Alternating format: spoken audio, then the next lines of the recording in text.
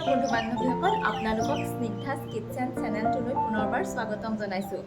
আজি মই আপোনালোকলৈ গাজৰৰ এটা একেবাৰে সহজ ৰেচিপি লৈ আহিছোঁ, অৰ্থাৎ গাজৰৰ হালোৱা ৰেচিপি আজি বনাবলৈ চেষ্টা কৰিম।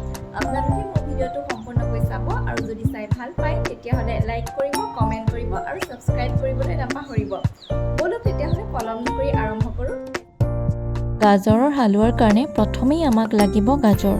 মই 2জন মানুহৰ কাৰণে বনাম, সেয়েহে 3টা গাজৰ লৈছোঁ। আপোনালোকে যিমান কেইজন মানুহৰ কাৰণে বনাব সেই অনুযায়ী গাজৰ ল'ব।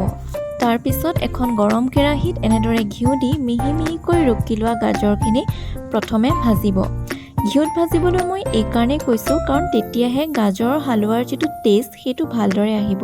লগতে আৰু এটা কথা কৈ দিওঁ যে যেতিয়া আপোনালোকে এই হালোৱা বনাব তেতিয়া গেছটো সদায় মিডিয়ামত থ'ব, কাৰণ নহ'লে গাজৰখিনি দি যোৱাৰ চান্স থাকে। গাজৰ সিজিবলৈ যিহেতু সময় লাগে, সেয়েহে আপোনালোকে লাহে লাহে লৰাই থাকিব আৰু গাজৰখিনি সিজিবলৈ দিব। তাৰপিছত মই এই ভাজি লোৱা গাজৰখিনিত একাপ কনডেন্স মিল্ক দিছোঁ। আপোনালোকে গৰু গাখীৰো দিব পাৰে আৰু এনেদৰে গাখীৰ যোগ কৰি কিছু সময় লৰাই আছোঁ।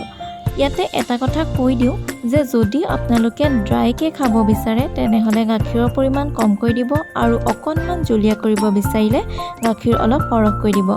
এনেদৰে লাহে লাহে গাখীৰ দি হালোৱাখিনি অলপ সময়ৰ কাৰণে সিজিবলৈ দিম।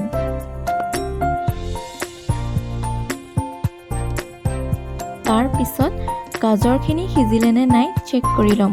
আপোনালোকেও কিন্তু চেক কৰিবলৈ নাপাহৰিব আৰু তাৰ পিছতহে চেনি যোগ কৰিব। যদি প্ৰথমেই চেনি যোগ কৰে তেতিয়াহ'লে হয়তো গাজৰখিনি সম্পূৰ্ণকৈ নিসিজিবও পাৰে।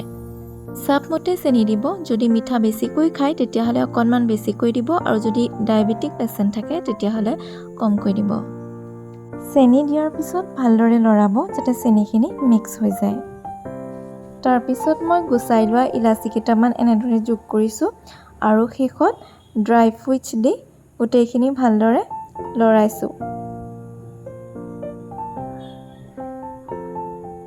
ইতিমধ্যে মোৰ গাজৰ হালোৱা ৰেডি হৈ গৈছে। আপোনালোকেও এনেদৰে বনাই খাই চাব পাৰে আৰু হঠাৎ যদি কোনোবা আলহী আহি ওলাইহি তেতিয়াহ'লে গাজৰ আনি থোৱা থাকিলে তেওঁলোককো এনেদৰে বনাই খুৱাব পাৰে। আজিৰ ভিডিঅ'টো ইমানেই আছিল।